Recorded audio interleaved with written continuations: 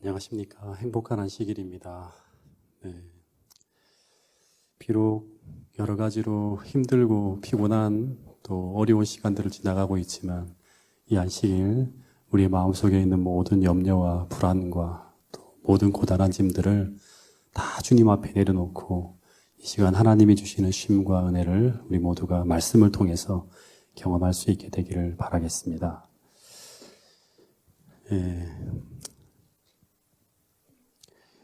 오늘 이제 야곱의 환란 그 부분들은 이제 거의 다 지나가는데 오늘 32장 마지막 부분 좀 다루고요. 그리고 33장 조금 다루고 그리고 오늘 이야기를 좀 정리하도록 하겠습니다. 이 야곱의 환란의 이야기를 계속 여러분들과 함께 나누고 있는데 저는 이 말씀들을 나누면서 제 자신이 먼저 이 말씀대로 살기 위해서 적용하기 위해서 많이 기도하는 시간들을 보내고 있습니다. 어떻게 하면 야곱처럼 이런 믿음을 가지고 절박한 문제 앞에서 하나님 앞에 겸비하게 낮추고 깊이 회개하는 가운데 하나님을 만나는 경험을 할 수 있을까? 정말 우리 모두에게 필요한 그러한 그 경험이란 생각이 듭니다. 그래서 우리가 말씀 하나하나를 배울 때마다 꼭 그냥 하나 배웠다. 이게 이런 내용이었구나로 그치지 마시고 꼭 저와 함께 그걸 삶에 적용하고 기도하는 시간을 가짐으로 말미암아 이 야곱의 환란의 이야기들이 다 지나갈 때 여러분들도 여러분의 그 기도하는 장소에서 분이엘, 곧 하나님의 얼굴을 뵙는 그런 경험들을 꼭 할 수 있게 되기를 바라겠습니다. 우리가 이렇게 살다 보면 요즘에 우리 주변의 그리스도인 가운데 저 사람은 정말 교회 다니는데 그리스도인 같지 않은 사람들이 좀 있지 않습니까? 많이 있죠. 그죠? 물론 우리도 그렇지 않은가를 좀 생각해 보게 되죠. 교회에 다니고 예수님을 믿는다고 하면서도 그 살아가는 모습이 전혀 그리스도인답지 않은 사람, 그런 사람들이 참 많이 있어요. 그런 사람들은 어떤 사람들인가 하면 첫 번째 어떤 목적 달성을 위해서 교회는 다니는데 그리스도인이 해서는 안 되는 것과 되는 것을 가리지 않고 사용하는 사람이 바로 그런 사람이에요. 그래서 우리는 저 사람 교회 다니는 사람인데 이렇게 생각을 하죠. 그 두 번째는 뭐 그런 사람들이 수단과 방법을 가리지 않고 사용하며 살아가는 사람들이고 또 두 번째는 전혀 양보할 줄 몰라요. 그러니까 언제나 자기의 이기심만 채우려고 하는 사람들이 종종 있습니다. 이 사람들은 큰 사회적 범죄를 저지르지는 않는데 언제나 그리스도인의 정신은 잘 나타내지 않는 사람이에요. 그 사람이 누구인가 하면 우리가 지금 계속 공부하고 있는 야곱이라고 하는 사람. 자기를 속이고 그리고 하나님을 속이며 하나님이 어떤 분인지 아는데도 자기를 속이고 하나님을 속이며 살아가는 사람. 굉장히 똑똑한 사람이죠. 네. 그래서 이런 사람을 하나님은 어떻게 하시는가 하면 이 창세기를 연구해 보면 끝까지 포기하지 않고 그의 인생을 인도하시고 계셨다고 하는 거예요. 네. 근데 하나님이 이런 삶을 살아가는 사람을 그냥 내버려 두진 않아요, 또. 그죠?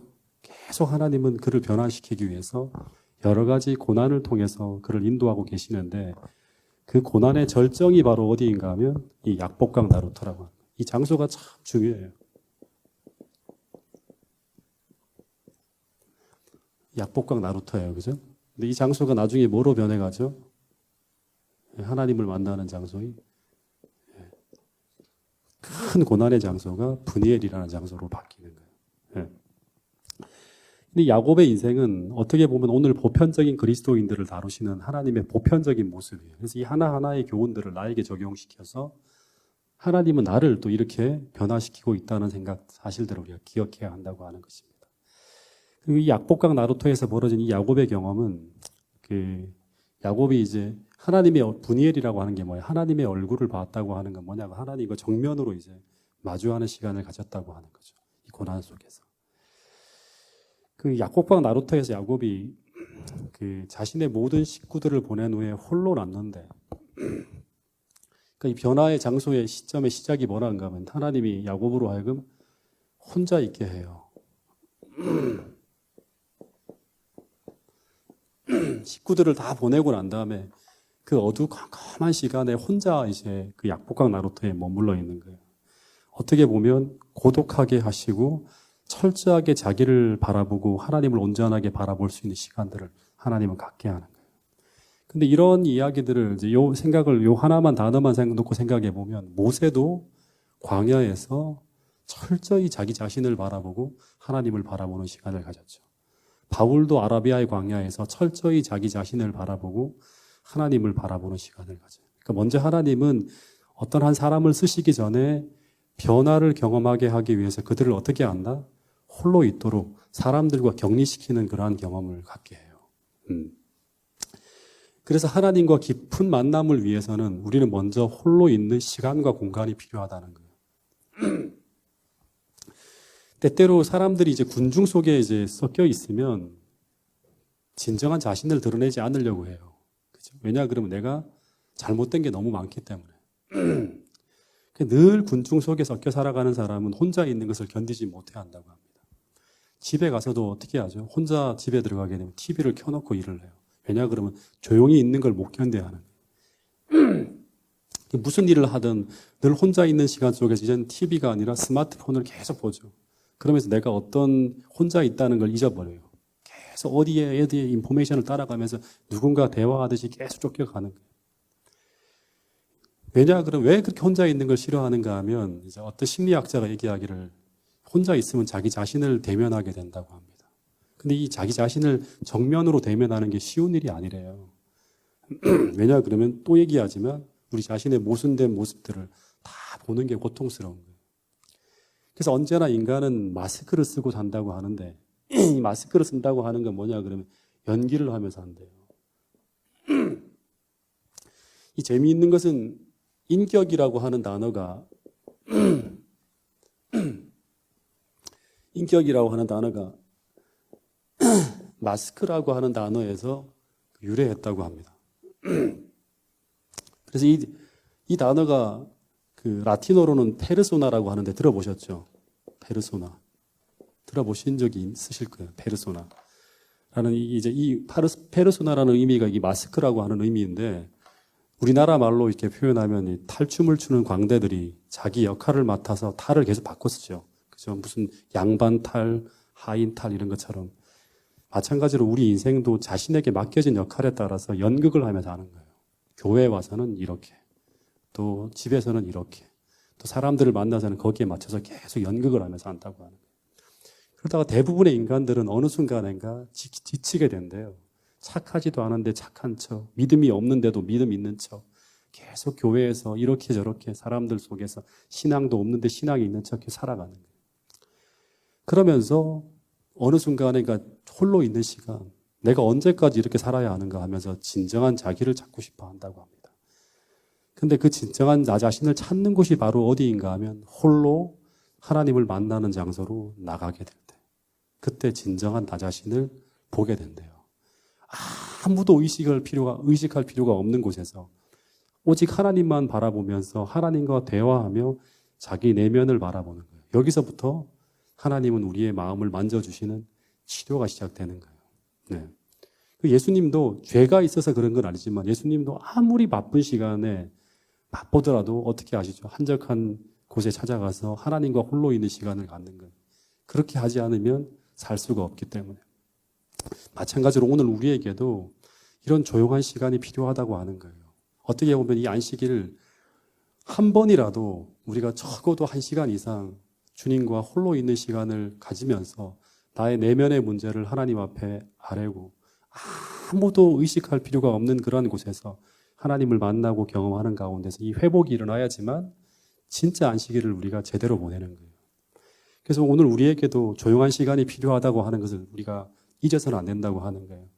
복잡하게 시끄러운 군중 속에서 사람들을 쳐다보고 연기하고 마음에 없는 소리하고 그런 시간을 막 보내는 것이 아니라 정말 자기의 깊은 내면을 바라보면서 내 자신의 상처와 피 흘리는 모습들을 하나님 앞에 내어놓는 그런 시간이 필요하다고 하는 것입니다. 이것이 바로 뭐다? 변화의 출발점이라고 하는 거예요. 그래서 하나님은 이 야곱의 변화를 위해서 철저하게 홀로 있게 하시고 그리고 자신의 내면을 깊이 들여보게 하시면서 하나님이 그와 함께 머물 수 있는 그러한 시간 속으로 그를 변화시키기 위해서 끌고 가시는 거예요. 그러면서 치열하게 기도하게 하기 위해서 어떻게 하는가 하면 두 번째, 어떤 한 문제를 그에게 앉아주는 거예요. 기도하게끔 하는 어떤 그런 한 문제를 가지고 야곱에게 찾아갔다고 하는 거예요. 고난이라는 거죠. 해결해야 될 절박한 문제라고 하는 거죠. 그 이제 문제는 바로 뭐예요? 에서가 400명의 무장한 병사들을 거느리고 달려오는데 그 급박한 문제는 스스로 해결할 수가 없는 거예요. 그래서 기도로 온 밤을 세우게 되는데, 근데 이 밤속에, 이 밤중에 누구를 만나는가 하면 한 번도 본 적이 없는 낯선 자를 만나게 돼요. 네, 이 사람이 바로, 이분이 바로 이제 하나님이시죠. 그죠? 이 야곱이 좀 가만히 좀 있으라고 하는데 계속 용을 쓰는 거예요. 그래서 이 낯선 자가 손가락 하나를 야곱의 환도표에 탁 갖다 대자 야곱의 환도뼈가 부러지면서 야곱이 힘을 못 쓰며 무너집니다. 근데 이 낯선 자가 누구라고 했죠? 누구라고 했죠? 예수 그리스도라고 했죠. 근데 이제 지난 시간 이 문제를 다루지 못하고 끝냈어요. 이 낯선 자가 예수 그리스도라고 하는데 왜 사랑이 많으신 그 예수님께서 왜 야곱이 가장 고통스러워하며 힘들어하는 가운데서 하나님께 부르짖고 있는데 왜 야곱의 환도뼈를 쳐서 부러뜨렸을까 하는 거예요. 네. 이 이야기를 지난 화요일 날 하지 못하고 끝냈어요. 생각해 보셨습니까? 혹시 기억하시는 분이 계실지 모르겠습니다. 이 환도뼈라고 하는 게 어디 있는 뼈죠?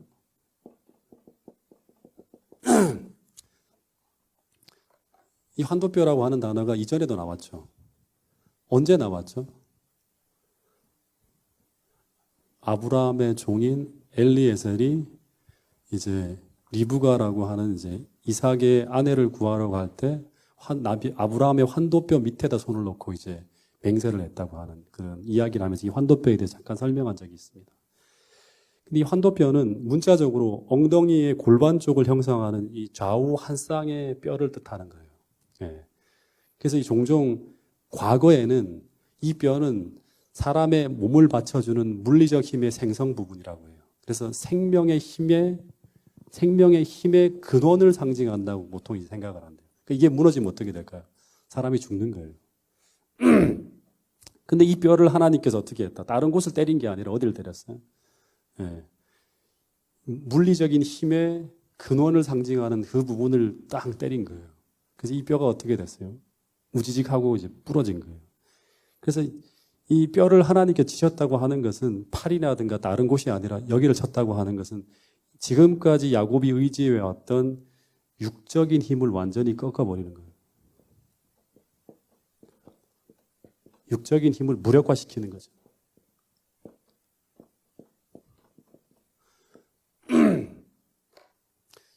어떤 육적인 힘도 못 쓰게 만드는 거예요. 그냥 주저앉아 버리는 거예요. 네. 물어볼게요, 여러분. 영적인 그리스도인과 육적인 그리스도인의 차이가 뭐죠? 우리가 개인적 신앙 부흥의 단계를 통해서 우리가 계속 읽으면서 공부했는데 육적 그리스도인과 영적 그리스도인의 차이가 뭐예요? 기억하십니까? 네, 뭐 이렇게 중얼중얼 말씀하시는데 한번 얘기해 보세요. 육적 그리스도인과 영적 그리스도인의 차이. 네. 육적 그리스도인은 어떤 사람이죠? 자기의 신체 능력을 의지해 살아가는 사람이라고 그때 우리가 계속 배우고 있죠. 그죠? 자신의 신체 능력을 의지해 살아가는 사람이에요. 다시 말해 타고난 힘, 선천적으로 부여된 능력과 재능을 의지해 살아가는 성령과는 무관하게 살아가는 사람. 이 사람들이 육적 그리스도인이에요. 오늘 대부분의 그리스도인들이 육적인 그리스도인에 머물고 있다고 하는 그 이야기가 개인적 신앙의 부흥의 단계가 나오는 내용이에요. 라오디게아 교인들이 대부분 그 상태에 머물러 있다고 하죠. 근데 야곱은 그리스도인이었지만 하나님보다는 자신의 타고난 신체 능력, 즉 선천적으로 부여된 능력과 재능을 더 의지하며 살아가는 사람이에요. 실제로 야곱은 이렇게 살아가면서 자주 성공을 거두었어요. 근데 하나님보다는 자기의 머리와 자기의 능력을 더 의지해 살아가는 사람이었어요. 근데 이것을 어떻게 꺾어서 하나님 앞에 굴복시킬 수 있는가? 이것이 하나님의 고민이었어요. 네. 오늘 우리를 향한 하나님의 고민도 이거예요. 어떻게 하면 이 사람으로 하여금 내 앞에 전적으로 굴복하는 삶을 살 수 있게 할 수 있을까? 이게 하나님의 고민이에요. 근데 거듭나기 전에 모든 인간, 그리고 거듭났다고 하더라도 완전히 하나님 앞에 굴복하지 않은 대부분의 그리스도인들은 이 과정을 거쳐간다고 하는 거예요. 처음에 아브라함도 하나님보다는 자신의 신체 능력, 즉 육적 수단을 더 의지해서 살아가는 경향이 있던 사람이었죠. 그래서 하갈을 통해서 이스마엘을 낳는 불법적인 시도를 했던 게 바로 뭔가 하면 이 자기 육적인 힘을 의지해서 이제 살아가는 거예요. 예.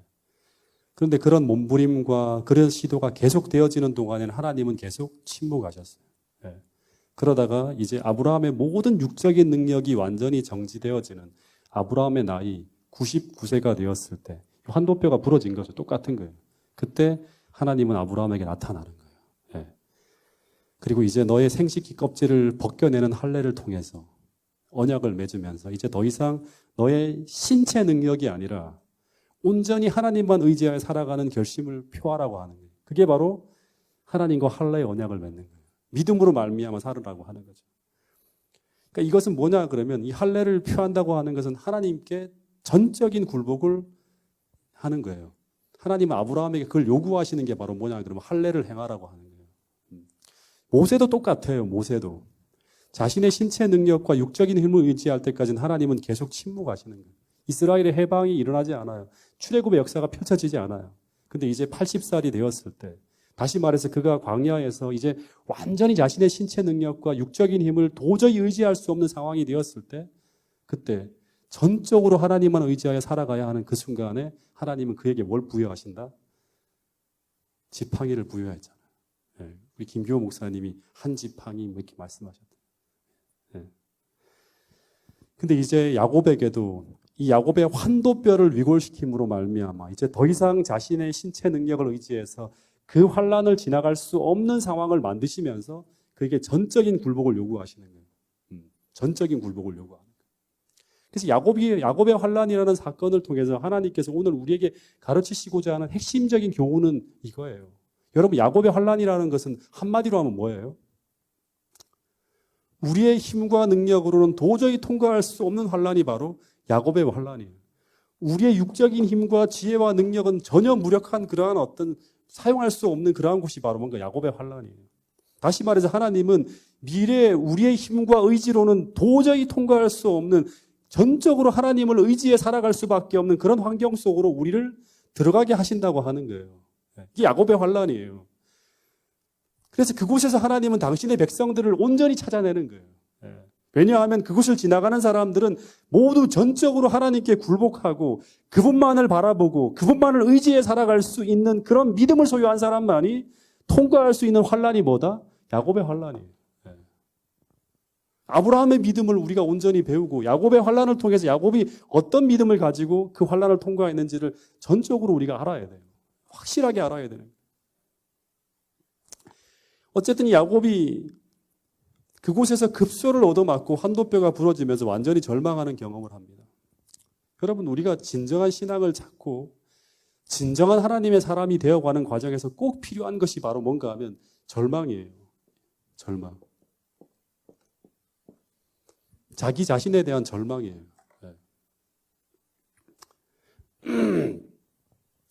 우리가 참된 신앙에 도달하기 위해서 정말 역설적이지만 성경을 보면 자신에 대한 절망이 필요해요. 바울도 절망했죠. 그죠? 모세도 절망했죠. 야곱도 절망했죠. 아브라함도 절망해요. 내 자신에 대해서 희망이 없다는 거예요. 네. 이것을 가지고 뭐라고 하는가 하면 내려놓는다고 하는 거예요.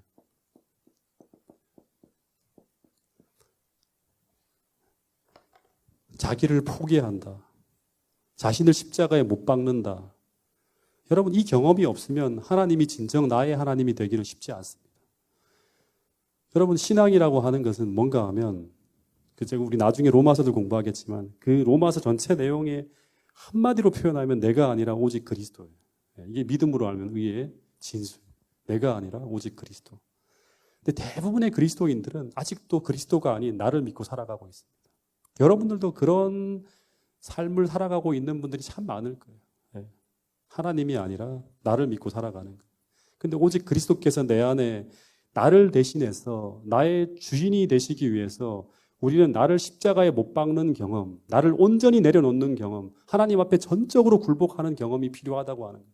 여러분, 이게 계속 반복적으로 얘기하지만 이게 하나예요. 이 하나를 위해서 하나님은 계속 우리를 여러 과정을 통해서 우리를 가르치고 고난을 주시고 다 그렇게 하신다고 하는 거예요. 근데 대부분의 인간은 스스로 자기를 포기하지 않아요. 예. 스스로 자기를 포기하지 않아요. 대부분. 이게 쉽지 않기 때문에. 이게 우리의 본성이기 때문에 그렇습니다. 때때로 하나님은 이런 엄청난 환난 속으로 우리를 집어넣는 거예요. 예. 그 경험을 통해서 우리의 한계를 깨닫고 드디어 비로소 우리가 하나님 앞에 내려놓는 경험을 하는 거예요. 근데 여러분, 이 하나님이 절망하면서 우리가 하나님 앞에 내려놓을 때 그때 비로소 뭐가 찾아오는가 하면 이게 이 내려놓는 게 너무너무 힘든 것처럼 보였지만 우리가 다 내려놓을 때 야곱은 뭐를 경험하죠? 평화를 경험해요. 평화를. 네. 진짜 우리 내면에서 원하는 그 경험을 하게 되는 거예요. 어쨌든 이 절망의 시간, 절망만 하고 있으면 안 되죠. 믿음이 없는 사람은 다 절망을 하지만 믿음이 있는 사람들은 절망만 하고 있으면 안 돼요. 그 다음이 중요한데 이 절망의 시간 우리는 믿음으로 누구를 찾죠? 네, 하나님을 찾는 거예요. 더 이상 믿을 수 없는 나 자신이 아니라 더 이상 믿을 수 없는 나 자신이 아니라 나의 온전한 믿음의 대상이신 그리스도를 전심으로 찾는 거예요. 이 야곱의 환난 속에서 야곱이 경험하는 축복이죠. 이 약복과 나루토에서 야곱은 그 경험을 하고 있는 거예요. 그리고 그 절망의 시간 속에서 그는 가장 찬란하게 자기 자신을 드러내신 그 하나님을 만나고 그리고 거기서 이스라엘이라는 칭호를 받습니다. 그리고 그 결과 그는 하나님과 화목함으로 말미암아 이르러 오는 평화를 경험하게 돼요. 하나님과 화목함으로 이르러 오는 평화. 여러분 이게 무엇인지를 이 내용을 통해서 지식으로 경험하는 것이 아니라 여러분 꼭 한번 이 경험해 보시기 바랍니다. 여러분의 기도의 장소 속에서, 여러분의 이 어려움 속에서, 여러분의 그 문제 속에서 하나님을 만남으로 말미암아 이르러 오는 이 하나님과 화목함으로 경험되어지는 이 평안을 한번 경험해 보시길 바라겠습니다. 그리고 동시에 그가 기도하게 만들었던 그 문제가 해결되어지는데 그게 바로 뭐예요? 처음에 이 야곱은 뭐 하나님과의 평화 이런 게 아니었잖아요. 뭐 때문에 기도를 시작했죠? 에서에 대한 두려움이었어요. 고향으로 가면 에서를 만나게 되는데 에서를 만나게 되면 어떻게 되는 거예요? 자기 자식과 자기가 죽임을 당할지 모른다는 두려움이에요. 근데 절망 속에서 하나님을 찾고 그리고 하나님을 만남으로 말미암아 평화가 이르러 오는데 이 평화를 경험하면서 그가 어떤 경험을 하게 되는가 하면 부조한자에 보면 더 이상 에서에 대한 두려움이 사라졌다고 하는 거예요. 에서는 계속 달려오고 있어요. 근데 그 두려움이 없는 거예요. 여러분 이런 경험 해보셨습니까?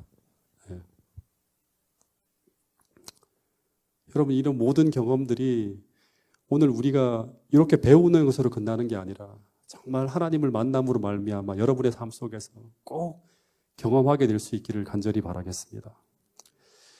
아마 이 새벽에 이제 예수님은 떠나갔어요. 그 약복강 나루토를 다 건너면서 야곱은 지금 어떤 상태일까요? 심하게 다리를 절어요. 예수님이 고쳐주지 않았어요. 그냥 여전히 평생 이제 저러면서 산대요. 이 누구야? 그 사도 바울이 안질환이 해결이 안 되는 것처럼 이게 하나의 어떤 그런 하나님을 만난 그 흔적, 예수의 흔적, 스키마라고 하는데요. 헬라어로. 이거를 사도 바울이 평생 지니고 살았던 것처럼 이 약복강 나루토에서 그가 경험한 심한 투쟁 당하면 뭐가 오죠? 상처가 남죠. 그죠? 근데 이 상처를 보면서 야곱은 하나님을 경험하는 그 흔적으로 가지고 계속 평생을 살아갑니다. 육적인 힘을 의지하는 게 아니라 나는 전적으로 하나님을 의지해야 된다. 심하게 저는데 절면서 아마 이런 말을 했을 거예요. 하나님 아픕니다. 아직도 맞은 곳이 너무나 아파요. 그러나 마음은 어떻다? 마음은 자유합니다. 왜냐하면 이제 제 인생을 온전히 하나님 앞에 내려놓았으니까요. 그리고 그 경험을 통해 내가 얻는 평화가 무엇인지를 이제 발견했으니까요. 저는 자유합니다. 주님 저를 다스려 주실 것을 제가 믿습니다. 이제 두려움 없이 나아가겠습니다 하고 이 약복강 나루토를 건너갔을 거예요. 그러면서 야곱의 인생이 완전히 달라집니다. 아침에 새 아침이 밝아오잖아요. 그런 것처럼 그의 인생에 새 아침이 밝아오는 거예요. 여러분, 오늘 우리도 우리 자신을 붙들고 있는 모든 인생의 짐들, 우리가 신경 쓰며 몸부림치는 생애의 모든 짐들을 다 하나님 앞에 내려놓게 되기를 간절히 바라겠습니다. 그러면 하나님께서 또 똑같이 여러분들을 대신에 싸워주시는 그런 인생의 새 아침이 밝아온다고 하는 거예요. 내가 내 혼자 스스로 분투하고 싸우는 게 아니라 하나님께서 나를 대신에 싸워주시는 그런 경험 속으로 들어감으로 말미암아 여러분의 인생의 새 아침이 밝아올 수 있게 되기를 간절히 바라겠습니다. 그러면 31장이 끝나는데, 근데 야곱이 이제 약복강 나루터에서 그토록 간절하게 씨름하고 있던 그 시간, 동시에 부조와 선지자에 보면 이런 일이 벌어졌다고 합니다. 기도하는 도중이에요. 야곱의 기도가 끝났을 때가 아니라 기도하고 있는 도중에 야곱이 천사와 씨름하는 동안 이런 일이 벌어졌다고 합니다. 다른 하늘의 천사가 에서에게 파송되었다. 에서는 꿈속에서 아버지의 집을 떠나 20년 동안 방랑하던 그의 아우를 보았다. 꿈속에서 아우를 보는 거예요. 20년 동안 방황. 그는 또 야곱이 어머니의 죽음을 알고 몹시 슬퍼하는 것과 그가 하나님의 군대에 호위되어 있는 것을 보았다. 하나님의 군대가 쫙 야곱을 호위해서 오는 것을 에서가 본 거예요. 에서는 이 꿈을 자기의 군사들에게 이야기해주고 그의 아버지의 하나님이 야곱과 함께 계시니 그를 해하지 말라고 명했다고 하는 거예요. 놀라운 일이 벌어졌죠. 네. 여러분, 야곱이 야곱의 환난을 겪고 있는 동안 이미 이런 일이 벌어진 거예요. 기도하고 있는 동안. 그러니까 야곱이 겪는 이 에서의 문제는 야곱에게는 도저히 해결할 수 없는 너무나 풀기에 복잡하고 어렵고 힘든 문제였지만 하나님의 입장에서는 너무나 간단한 문제예요. 네.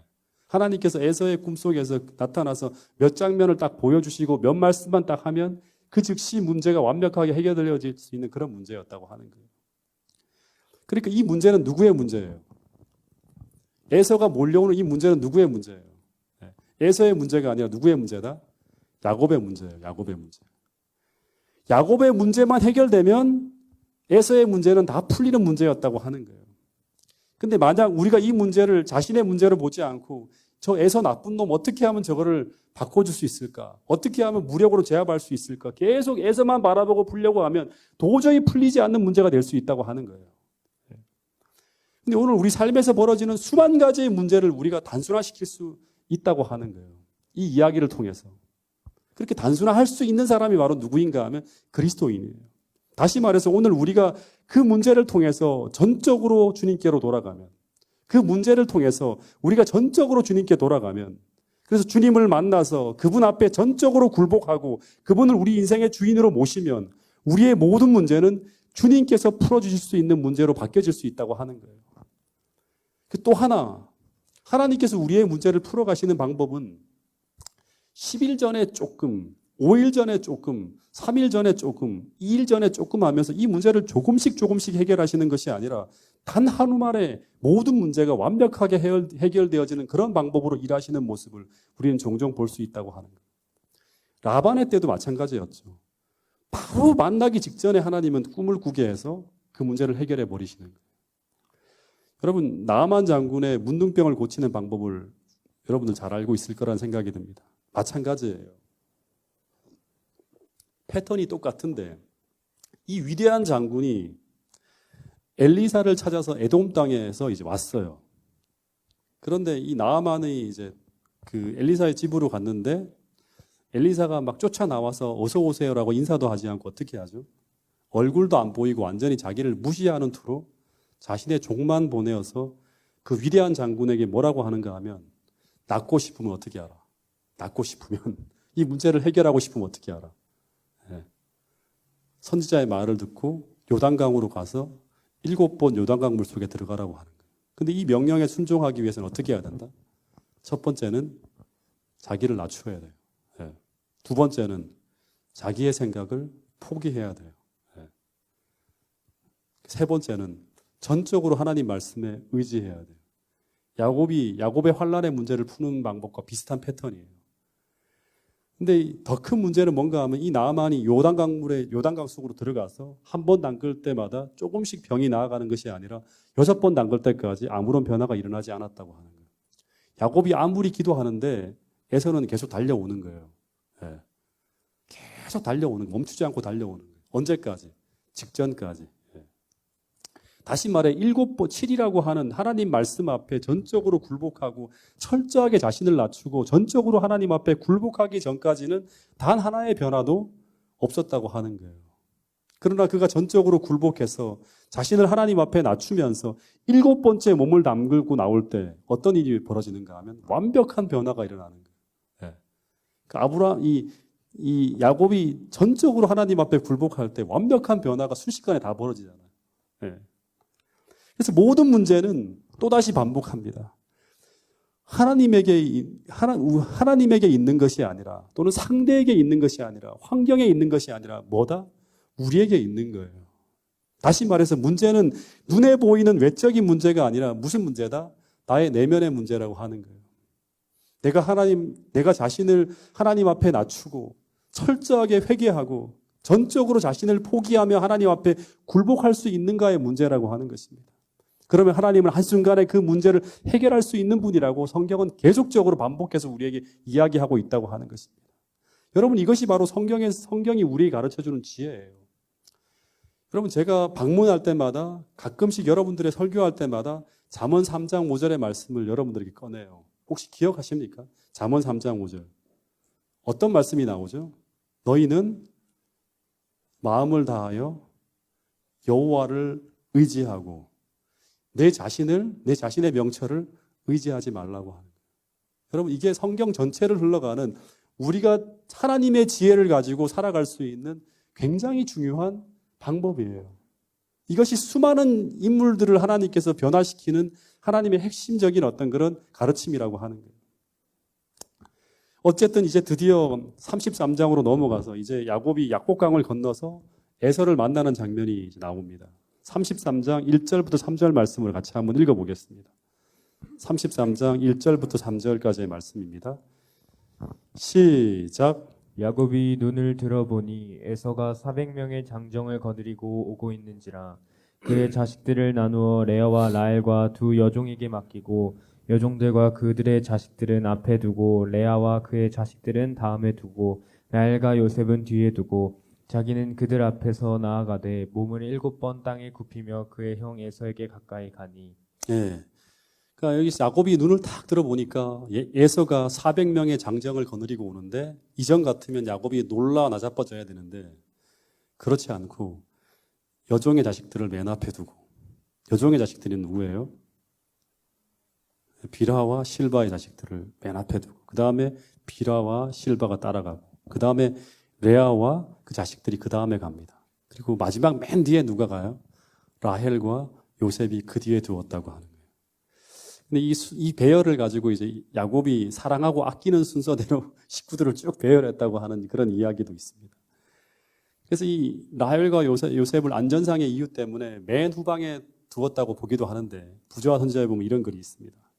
마침내 두 무리는 서서히 접근하고 있었고 야곱은 지팡이를 의지해서 군사들의 무리를 만나러 나갔다 그럽니다. 근데 그 얼굴이 어떤 얼굴이었는가 하면 창백하고 그리고 다리는 막 절고 있는 거예요. 막 어떻게 보면 지팡이를 의지해서 막 절면서 가는 거예요. 근데 그 얼굴은 어떻게 됐을까요? 얼굴은 부조와 선지자에 뭐라고 나와 있을까요? 그 얼굴은 어떤 표정이었을까요? 얼굴은 창백하지만 어떤 표정이었을까요? 기쁨과 평화로 빛나고 있었다고 하는 거예요. 막 웃으면서 가는 거예요. 다시 말해서 분명한 것은 이제 야곱은 그가 20년 동안 그토록 두려워하면서 생각만 하면 부담스럽고 긴장이 되는 그 형 에서를 무장한 400명의 장정들과 함께 만나게 되는데 근데 어제와 전혀 다르게 기쁨과 평안으로 에서를 만나고 있었다고 하는 거예요. 우리를 평생 동안 괴롭힌 어떤 문제들이 있죠. 여러분들의 삶 속에서. 여러분의 마음을 고통스럽게 하고 힘들게 하고 하는 그런 문제들이 있을 거 아니에요. 그 문제가 하나님 앞에 전적으로 굴복하고 하나님을 만나는 경험을 통해서 우리가 새로운 경험을 할 수 있다고 하는 거예요. 이 평안과 기쁨을 맛보는 날이 바로 무슨 날인가 하면 안식일이에요. 그 죄의 짐으로부터 그 인생의 짐으로부터 해방되어지는 거예요. 여전히 환경은 어떤 환경이에요?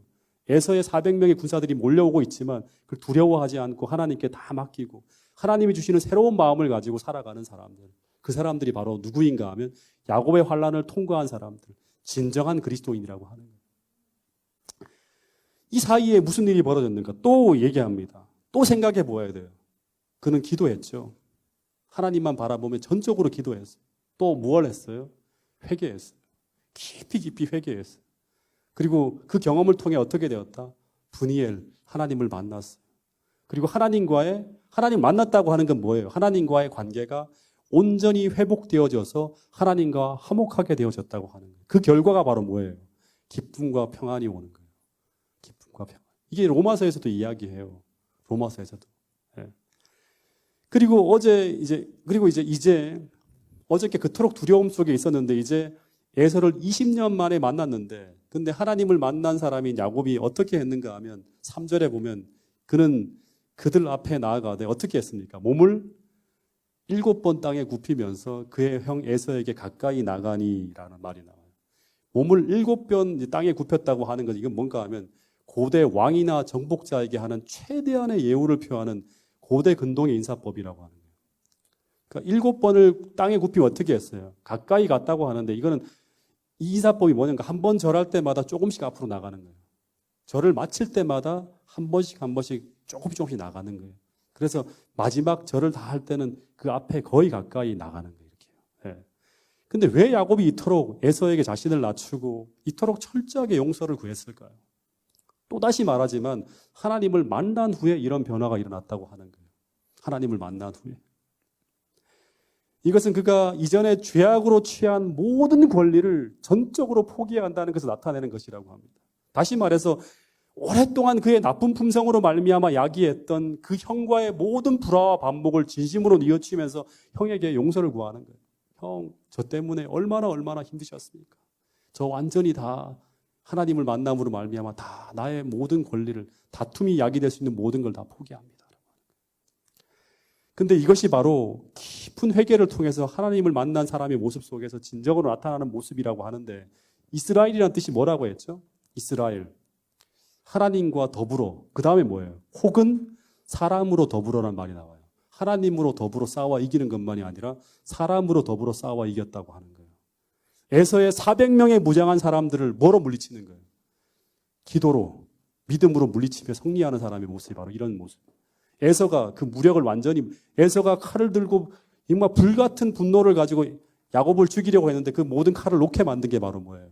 바로 이게 하나님을 만난 사람. 다시 말하면 하나님으로 더불어서 기도로 하나님의 능력과 도움을 구해낸 사람을 이기는 모습이에요.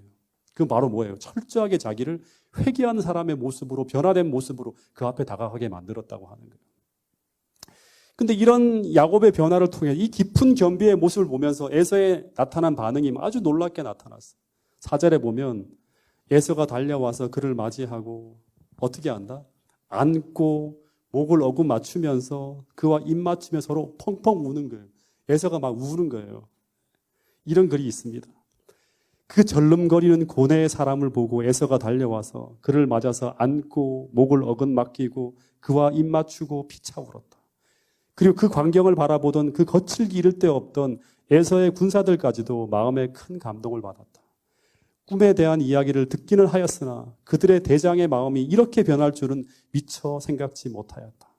저들은 야곱의 질환을 보았으나 그의 이 연약함이 바로 그의 능력이 되었다는 사실을 거의 생각지 못했다고 하는 거예요. 여러분, 때때로 우리는 하나님께만 용서받았으면 땡이야 하는 사람들이 있죠. 그런 사람들이 있습니까? 네. 그런데 그것은 어떻게 보면 이 야곱의 환난을 통해서 하나님께서 우리에게 가르쳐주는 교훈을 본다 보면 그것은 어떻게 보면 아직도 하나님께 용서받지 못했음을 의미하는 거예요. 오래전에 아주 전국적으로 유명한 한 목사님이 있었어요.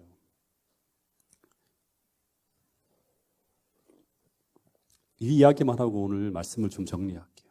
이분은 젊은이들의 존경의 대상이었고 한국 기독교계의 미래를 짊어지고 갈 아주 훌륭한 목사님으로 평가받는 그런 분이었어요. 대단하게 훌륭한 사람이었어요. 제가 신학생 다닐 때 이분의 설교, 책자 이런 것들이 막 대량으로 이게 막 팔려 나가는 그런 분이었어요. 근데 이분의 비리가 폭로되어지고 이분이 어떤 일을 했는가 하면 수많은 여성분들을 성추행했다고 하는 보도가 나왔어요. 그리고 그것의 피해를 본 여성들이 그것을 폭로하면서 공개 사과를 요청했어요. 이 목사님한테. 근데 이분이 이것을 인정하고 몇 달간 자숙의 기간을 가져요. 그런 후에 다시금 이분이 이제 그냥 있기는 그러니까 홍대 근처에다가 또다시 교회를 세웁니다. 근데 이 피해자들이 제대로 된 사과를 못 받았다고 하면서 공개 사과를 요구했어요.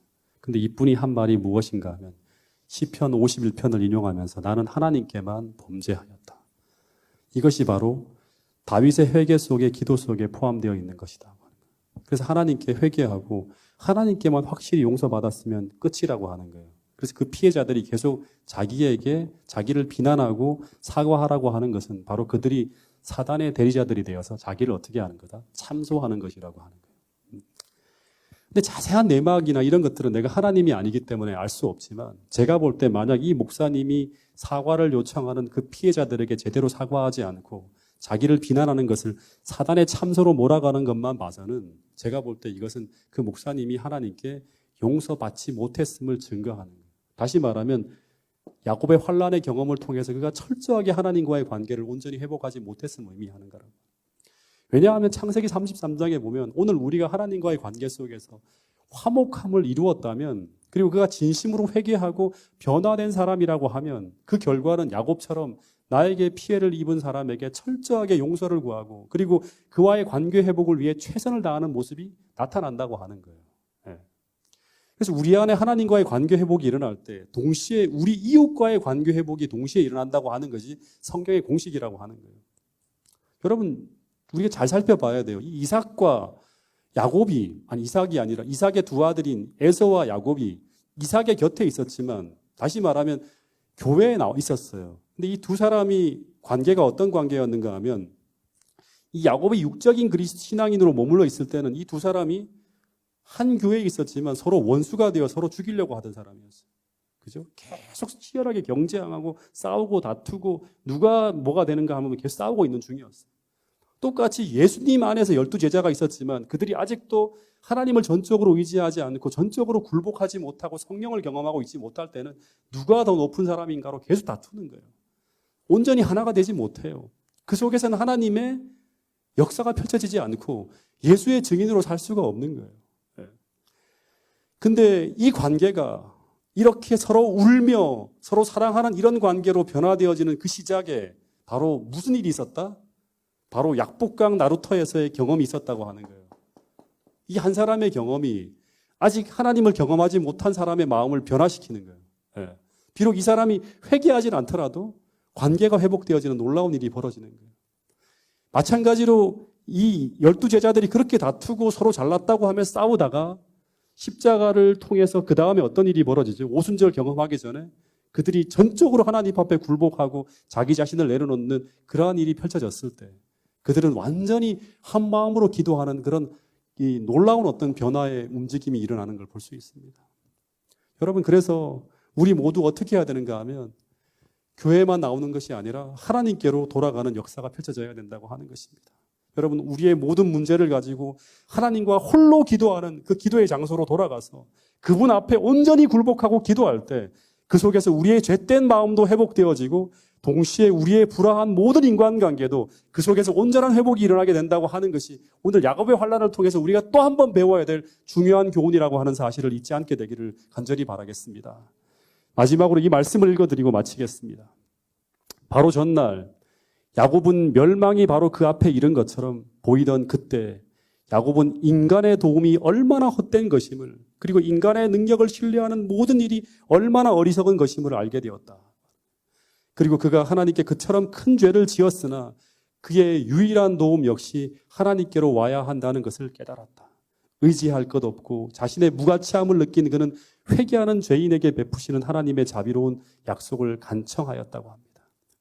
우리도 의지할 것 없는 인간인 나를 의지하지 마시고 도울 힘이 없는 육적 수단을 의지하지 마시고 이 시간 하나님을 의지함으로 말미암아 큰 평화를 누리시는 이 안식일 되시기를 간절히 바라면서 오늘 말씀을 줄이도록 하겠습니다.